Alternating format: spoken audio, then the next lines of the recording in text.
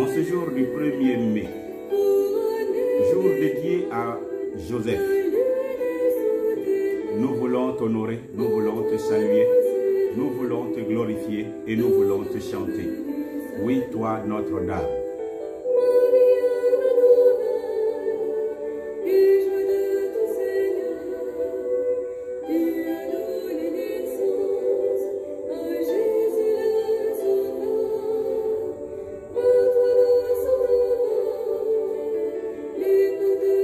Alors, frères et sœurs, soyez bénis. Aujourd'hui est le 1er mai. Alors que nous allons demander à la régie technique de diminuer le son, pendant que ce cantique serait en train de passer, c'est un honneur pour moi de vous parler de Saint Joseph. Aujourd'hui, nous allons vous parler à l'occasion de sa fête du 1er mai, nous allons parler de la vocation mariale de Saint Joseph. Évidemment, nous allons nous inspirer d'un texte béni, Matthieu au chapitre 1er. Et nous allons entendre parler de généalogie. Il est écrit à partir du verset 1er également, généalogie de Jésus-Christ, fils de David, fils d'Abraham. Abraham engendra Isaac. Isaac engendra Jacob. Jacob engendra Judas et ses frères. Évidemment, nous allons nous retrouver au verset, voilà, au verset 18. Même avant le verset 18, nous pouvons prendre le verset 15 déjà. Élioud engendra Éléazar, et Éléazar engendra Mathan. Mathan engendra Jacob, encore Jacob. Et Jacob engendra Joseph. Verset 16. Jacob engendra Joseph, l'époux de Marie, de laquelle est né Jésus, qui est appelé Christ. Ça, c'est le verset 16. Alors, quand nous allons un peu plus haut, nous voyons au verset 2, Abraham engendra Isaac, Isaac engendra Jacob, et Jacob engendra Judas et ses frères. Voyez-vous, Jacob engendra Judas et ses frères. Évidemment, eux aussi, vous allez voir que Jacob va donner naissance à Joseph également là-bas. Alors, frères et sœurs, de quoi devons-nous parler? De la vocation justement mariale de Joseph, parce qu'aujourd'hui, 1er mai, l'Église l'honore, l'Église le célèbre, l'Église le glorifie. Et je pense que quand on a un cadeau qu'on veut faire à quelqu'un, on lui donne ce qu'il aime. Avec ce que quelqu'un aime, c'est la raison d'ailleurs pour laquelle la Bible nous dit que les cadeaux ouvrent les cœurs des rois. Avec ce que quelqu'un aime, tu es capable de lui ouvrir son cœur, tu es capable de le faire rire, tu es capable de l'enthousiasmer, tu es capable de provoquer le bonheur en lui. Et nous, à l'occasion de sa fête, la seule chose que nous pouvons faire pour que Joseph soit heureux, soit dans cette félicité de bonheur, c'est de justement lui donner le cadeau qu'il a vraiment aimé, pour lequel il a existé. Quand nous regardons ce passage, nous voyons que la raison pour laquelle Dieu a suscité Jacob se définit clairement au verset 16. Jacob engendra Joseph, l'époux de Marie, de laquelle est né Jésus, qui est appelé Christ. Jésus-Christ, Dieu fait homme, devait entrer dans l'histoire des hommes. Mais vous voyez, il est issu d'une postérité royale. Il fait partie de la descendance des bénis de Dieu. Depuis Abraham jusqu'à ce que Joseph soit, c'est toute une lignée, toute une descendance qui a été comme programmée par le Seigneur. Et la personne qui a été choisie pour que Dieu vienne au monde est bien entendu Marie. Et il a fallu que Dieu, dans sa sagesse et dans sa puissance, permette à Marie de croiser Joseph, sinon Joseph de croiser Marie, pour que Jésus-Christ entre dans la lignée des bénis de Dieu, dans la lignée royale. Vous comprenez, frères et sœurs? Et on va se rendre compte que finalement, la vocation de Joseph était de permettre à Jésus de rentrer dans cette lignée. Et pour cela, pour ce faire, justement, Joseph va devoir être avec Marie. Mais quand nous allons continuer l'écriture, nous allons nous rendre compte que l'écriture dit ceci: voici comment arriva la naissance de Jésus-Christ. Marie, sa mère, était fiancée à Joseph. Avant leur union, elle se trouva enceinte par l'action du Saint-Esprit. Joseph, son époux, qui était un homme de bien et qui ne voulait pas la diffamer, se proposa de rompre secrètement avec elle. Comme il y pensait, voici qu'un ange du Seigneur lui apparut en songe et dit: Joseph, fils de David, ne crains pas de prendre Marie chez toi, car l'enfant qu'elle a conçu vient du Saint-Esprit. Elle enfantera un fils et tu lui donneras le nom de Jésus, car c'est lui qui sauvera son peuple de ses péchés. Tout cela arriva afin que s'accomplisse ce que le Seigneur avait déclaré par le prophète: voici que la Vierge sera enceinte, elle enfantera un fils et on lui donnera le nom d'Emmanuel, qui se traduit Dieu est avec nous. À son réveil, Joseph fit ce que l'ange du Seigneur lui avait ordonné. Il prit sa femme chez lui. Mais il ne la connut pas jusqu'à ce qu'elle eût enfanté un fils. Que Dieu ajoute bénédiction à cette parole. Nous parlions tantôt de la vocation mariale de Saint Joseph. Comme pour nous faire simplement comprendre, peuple de Dieu, que si Joseph a existé, c'est pour que l'écriture soit accomplie. Il fait partie de la lignée d'Abraham, de la lignée de David, et Jésus-Christ devait faire partie de la lignée également de David. Et c'est par le biais de Joseph. Retenez simplement que Joseph, quand on parle de Joseph, c'est un nom qui est vraiment béni. Et Jacob avec Rachel, lorsqu'il cherchait un enfant et qu'il voulait donner un nom à cet enfant, avait le désir d'avoir beaucoup d'autres enfants. Et c'est pourquoi le nom qu'ils vont donner à ce fils béni, c'est Dieu accroîtra ma postérité. Autrement dit, Dieu va donner beaucoup d'enfants à notre couple. Joseph, c'est un nom hébraïque qui signifie donc, un nom des Hébreux, qui signifie Dieu va accroître ma descendance. Autrement dit, il y a comme une idée de prospérité, une idée d'abondance dans ce qui doit être issu d'eux. C'est comme une prophétie biblique. Et on voit donc Joseph, de qui nous parlons, il n'a pas été le seul à porter le nom de Joseph. Joseph, le tout premier que nous allons connaître dans la Bible, est un homme qui a été béni, qui était un homme de vision, un homme qui, au milieu de ses frères, était royalement distingué, un homme à qui Dieu parlait, un homme qui malheureusement était méprisé, un homme qui sera attrapé, qui sera torturé, qui sera vendu, qui sera sur un territoire étranger. Il sera étranger pendant que ses frères, sa famille est là. Un homme également qui sera un esclave, un homme qui sera un prisonnier, mais un homme qui à la fin de sa vie sera distingué. Tellement distingué que personne ne peut croire à ce que Dieu avait fait par lui. Tel est le sort de Joseph. Il est un béni de l'Éternel. Et par lui, toute la descendance de Jacob a été prospère, même en territoire étranger. C'est justement par lui que le doigt de Dieu est passé pour que la descendance d'Abraham vienne à séjourner en Égypte. Conformément à l'Écriture, oui, ils vont se retrouver là-bas. Et le deuxième personnage que nous allons connaître, c'est justement Joseph, de qui nous sommes en train de parler. Mais ça ne s'arrête pas là. Il y a eu un troisième personnage encore béni. Le troisième personnage béni, c'est celui de qui nous allons parler également lorsque Jésus-Christ va mourir. Quand Jésus-Christ va mourir, il va prendre le corps de Jésus et il va aller enterrer ce corps dignement. Il va prendre soin. Il va oser aller devant Ponce Pilate, réclamer le corps de Jésus. Qui dit corps de Jésus dit corps mystique de Jésus, dit l'église de Jésus-Christ. Alors, quel a été son rôle? On voit au travers de cette écriture que finalement les Joseph sont des personnages importants, des personnages avec qui Dieu a coopéré pour l'accomplissement de sa volonté dans sa vie. L'accomplissement de sa volonté, je veux dire au cœur de l'humanité, au cœur de son peuple. Joseph qui a été vendu, Joseph époux de Marie, et Joseph d'Arimathie.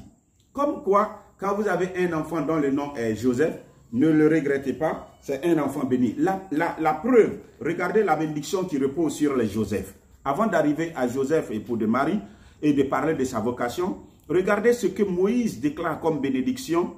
C'est Deutéronome au chapitre 33, verset 13. À partir du verset 13, il est écrit, « Sur Joseph, Moïse déclara, « Son pays sera béni de l'Éternel, par les largesses du ciel, par la rosée, par l'eau qui s'étale dans les profondeurs, par les largesses des produits du soleil, par les largesses de ce qui germe chaque mois, par les prémices des antiques montagnes, par les largesses des collines éternelles, par les largesses de la terre et de ce qu'elle renferme, que la faveur de celui qui demeure dans le buisson vienne sur la tête de Joseph, sur le front de l'élu parmi ses frères. Son taureau premier-né lui donne de la magnificence. Ses cornes sont les cornes du buffle. Avec elles, il frappera les peuples tout ensemble, jusqu'aux extrémités de la terre. Tels sont les myriades d'Éphraïm, tels sont les milliers de Manassé. Voici la bénédiction sur Joseph. De toutes les bénédictions que Moïse a proférées, c'est Joseph qui a été le plus béni. Alors que lorsqu'on dit que celui qui va être le père nourricier, putatif de Jésus, c'est un Joseph, on peut le comprendre aisément. Et c'est un honneur donc pour nous de parler de lui aujourd'hui, le 1er mai, à l'occasion de cet honneur que l'Église lui rend. Alors, vocation mariale, parce que c'est un devoir pour lui. Il est descendant d'Abraham, descendant de David, pour que la royauté en Christ soit effective. Et il a pour cela le devoir de garder une femme qu'il ne va même pas toucher, une femme chez lui. C'est un homme qui est digne de respect, d'honneur et de louange. Garder une femme chez lui, quelle vocation! Alors une femme qu'il a d'abord aimée et que Dieu va devoir prendre, arracher, le défendant de la toucher parce qu'une œuvre est en train de s'accomplir dans sa vie et celle de donner au monde un enfant Dieu. Dieu veut venir dans le monde, mais pas comme on le connaît pour tous les hommes. Dieu veut entrer dans l'histoire de l'humanité, mais par le Saint-Esprit. Et l'œuvre qui est en train de se passer au niveau de la Vierge Marie est une œuvre du Saint-Esprit, est une œuvre divine. Et il faut être un fou de Dieu, il faut être un homme de foi pour comprendre cela et accepter cela. Il était très hésitant lorsque l'ange est venu le lui dire. Ne crains pas de prendre Marie chez toi. Alors il l'accepte. La Bible nous dit qu'il va ouvrir ses portes à Marie et Marie va venir rester chez lui. Alors comprenez frères et sœurs, quand Marie vient rester chez lui, c'est un devoir pour lui de veiller sur Marie, de nourrir Marie, même s'il ne la touche pas, de nourrir Marie. C'est un devoir pour lui d'aller jusqu'au bout de l'accomplissement de la prophétie de Dieu avec Marie. Donc il est comme au service de Marie. Parce que Dieu a mis la main sur Marie pour qu'une œuvre s'accomplisse par Marie dans ce monde. Alors, les moments vont venir où Dieu va réaliser l'accomplissement encore de sa prophétie, toujours par Joseph. C'est-à-dire que ceux qui sont les détenteurs du pouvoir dans le monde à l'époque vont décider de faire, au temps de Quirinius, de faire un recensement. Mais vous savez que la Bible dit que le Fils de Dieu va naître à Bethléem. Il se trouve justement que Joseph devait aller jusqu'à Jérusalem pour faire son recensement. Et c'est alors qu'ils vont partir. Et c'est en allant que Jésus-Christ, lui, va vouloir venir au monde, mais ils étaient à Bethléem. Conformément à la prophétie de Dieu. Et si Joseph n'était pas de Jérusalem, donc du secteur de Bethléem, il n'était pas de Bethléem, du secteur de Jérusalem, en fait, l'accomplissement de l'écriture ne se ferait pas. Comme quoi, il est au service de Dieu par la Vierge Marie pour que l'accomplissement se fasse. Alors, il a dû prendre soin de Marie. Et c'est ainsi que ils vont se lever, ils vont aller. Et quand ils vont arriver à Bethléem, lorsque Marie dira qu'elle veut accoucher, qu'elle doit accoucher, c'est Joseph qui se permettra d'aller taper à toutes les portes. Pas Marie, pas qui que ce soit, pas un ange.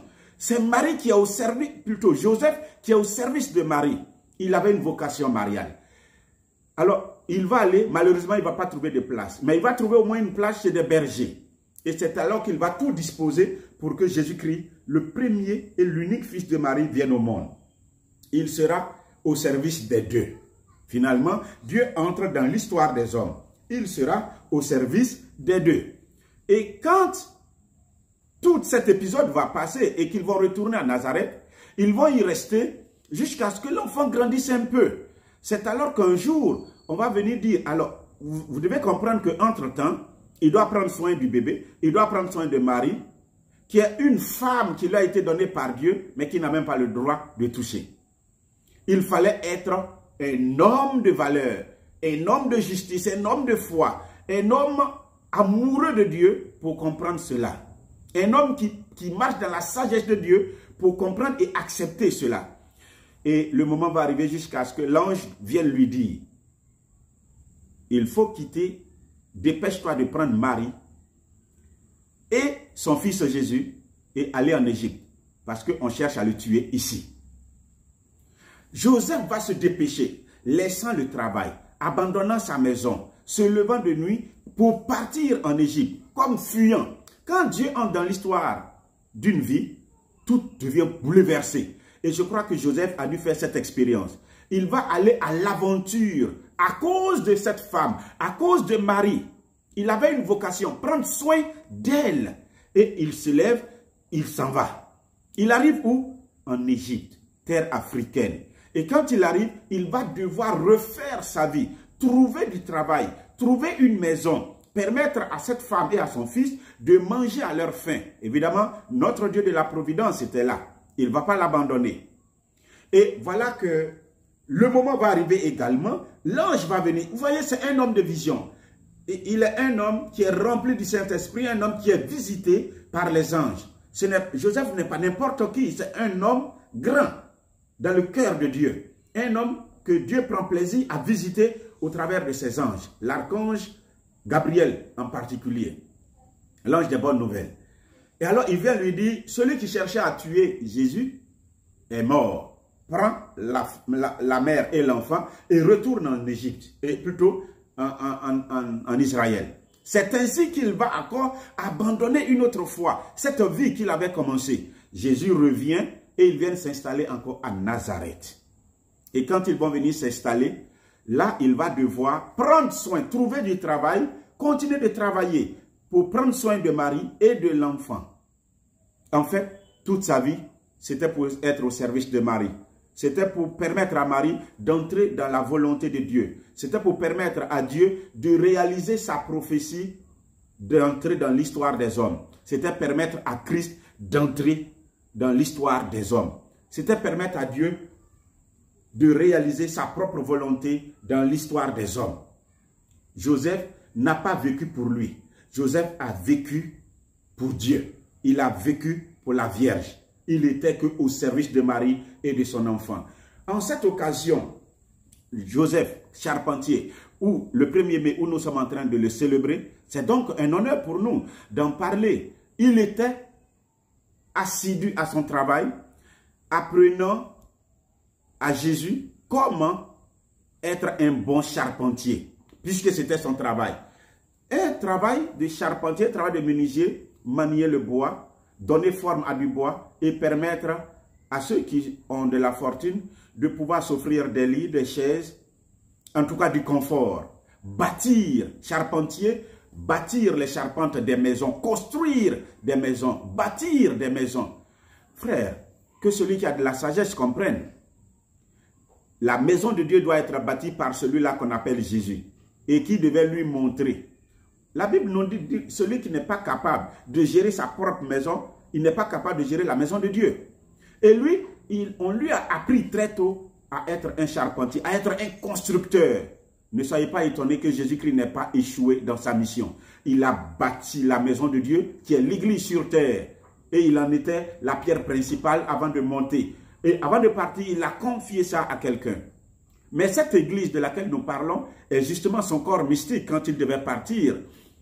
Et qui va prendre soin de ce corps mystique? Encore un autre Joseph, qui est Joseph d'Arimathie. Je voudrais bénir Dieu pour ce nom béni et prier pour tous les saints Joseph, disons tous les Joseph, dans le monde entier. Prier qu'ils soient des canaux par lesquels Dieu bénisse les familles, l'Église et l'humanité entière. Mais à l'occasion de cette fête de Saint-Joseph aujourd'hui, je voudrais profiter pour invoquer sur tous les travailleurs une grâce de prospérité dans le travail, une grâce aussi de prospérité dans la famille, une grâce de prospérité dans l'Église. Car l'Église, tous ceux qui y travaillent sont comme des Joseph et doivent prendre soin du corps mystique de Jésus. Ils doivent également prendre soin de Marie. Alors qu'ils comprennent, celui qui veut comprendre, Joseph n'existait que pour la Vierge Marie. Pour que Marie, l'humble instrument de Dieu, puisse accomplir parfaitement la volonté qui est la volonté de Dieu qui lui a été assignée. Joseph que tu es, qui que tu sois en train d'exercer un ministère, prends soin de la Vierge, ne crains pas de prendre Marie chez toi. Et que ce jour soit un jour où Joseph nous rende visite pour nous instruire, pour nous aider, pour nous communiquer son amour pur de la Vierge Marie, cet amour qu'il avait pour la Vierge Marie, afin que nous aussi, nous puissions être des canaux par lesquels Dieu va passer pour construire son œuvre dans le monde. Marie est l'humble instrument qui est caché, qui est le secret de Dieu. Et quiconque l'a découvert a découvert un véritable trésor. Ce qui a permis à Joseph d'entrer dans l'histoire du peuple de Dieu, c'est l'amour que Joseph a eu pour Marie. Cet amour-là lui a valu d'expérimenter la présence de Dieu et d'entrer dans le plan de Dieu. Que Dieu nous bénisse et que Joseph nous bénisse en ce jour, au nom du Père et du Fils et du Saint-Esprit. Amen.